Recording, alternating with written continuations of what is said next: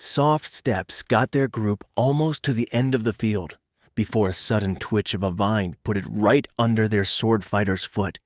And not only did Karl stomp on the vine, he tripped, and his blade sliced a dozen of them clean in half.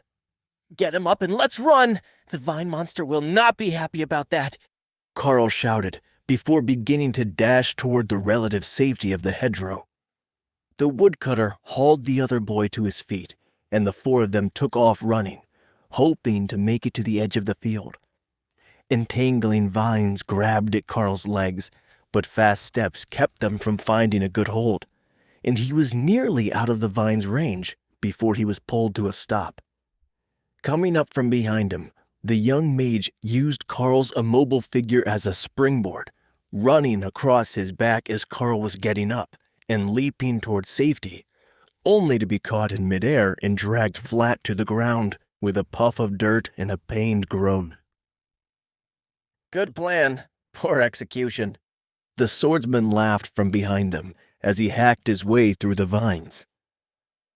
Karl sliced himself free with rend, and then did the same for the mage, who frantically scrambled for safety in the trees. The last to reach safety was the woodcutter, but he was also the most lucky, as he had experience with entangling vines in the woods, and knew how to smack them with the back of his axe to keep them from grabbing his ankles. "Sorry, it takes too long to explain the trick, or I would have told you all," he mumbled as he reached the trees a few seconds behind the others. "It's all good. We each have our own knowledge base to work on, and there was no time for some long lecture in the middle of the field," Karl agreed.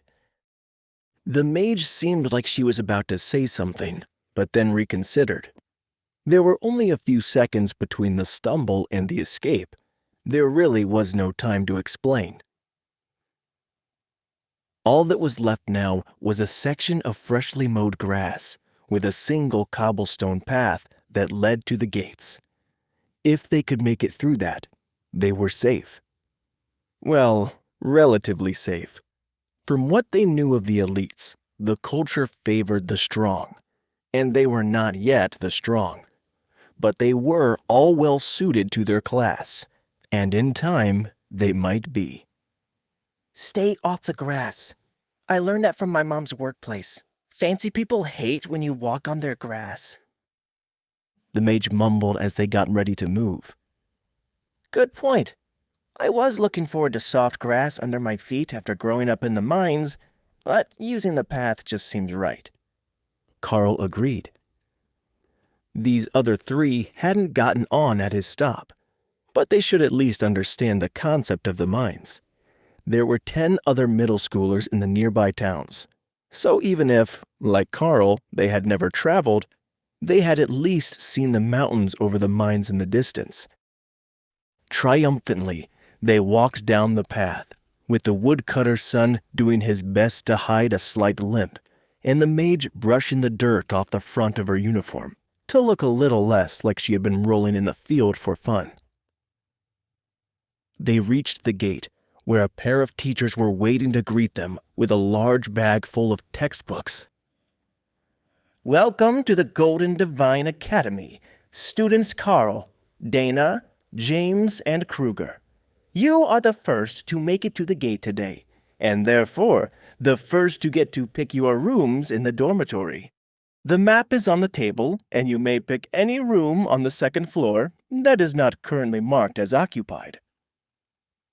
That's when the group also learned each other's names. With one slight nod to each other, they rushed over to collect a drink, and then gathered around the map.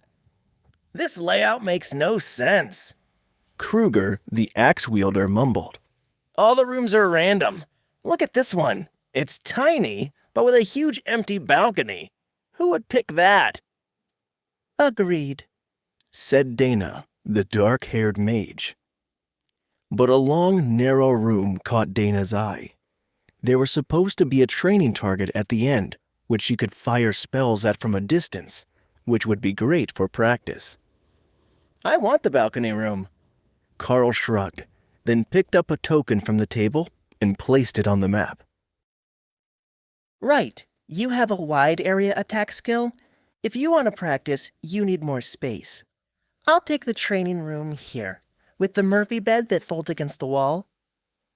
Dana explained, picking her space. The other two went for the largest pair of dorms, with a training dummy in the main room and a separate bedroom. Each of the rooms was a bit special in its own way, but Karl noticed that there was one selectable option that seemed quite inferior. Someone could actually pick the supply closet as their dorm. It was marked as an option, and it might be left to the last person to complete the trials. The Windspeed Hawk in Karl's taming space looked out through his eyes and squawked in appreciation of the choice. The big balcony was one of the few rooms that had proper outdoor access. In fact, it blocked a half-dozen other rooms' access to the outside, unless they had a window that opened onto the balcony.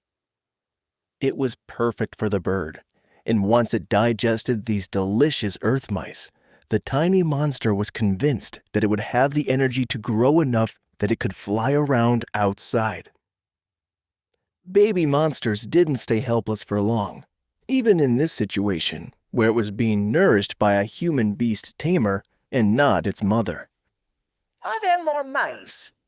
It asked hopefully. It was strange to hear the bird's thoughts as words in his head, but unfortunately, Karl didn't have anything else for the beast right now. Just wait until dinner and I will get you as much meat as you can eat, Karl replied mentally. I hope they serve mice. The Windspeed Hawk thought eagerly. With the room distribution complete, the group walked towards the reception. Interesting choices. I can see the others, but why did you pick the balcony? The room itself is barely a bedroom. The teacher in charge of reception asked Karl. I can always set something up on the balcony, but mostly it's for training. I have an area attack skill that I can't train indoors easily. But the room is fine. It's bigger than mine at home, and it's got both a bed and a desk with its own shower and bathroom, Karl explained. The others quickly double-checked to make sure they had picked rooms with their own facilities and sighed in relief. Not only did the rooms they picked have a full bath, they also had a small kitchenette with a fridge and hot plate for cooking in the room while they were studying. In that case, I will give you all your keys and wish you well in your studies. The teacher's smile told them all that they had probably screwed up somehow, but they had no idea what they should have done differently in that situation. Wait, that's not the end. You've just had a free taste. Now get the full story on the Pocket FM app, link in description. Check out our next video and playlist, and don't forget to like, share, and subscribe.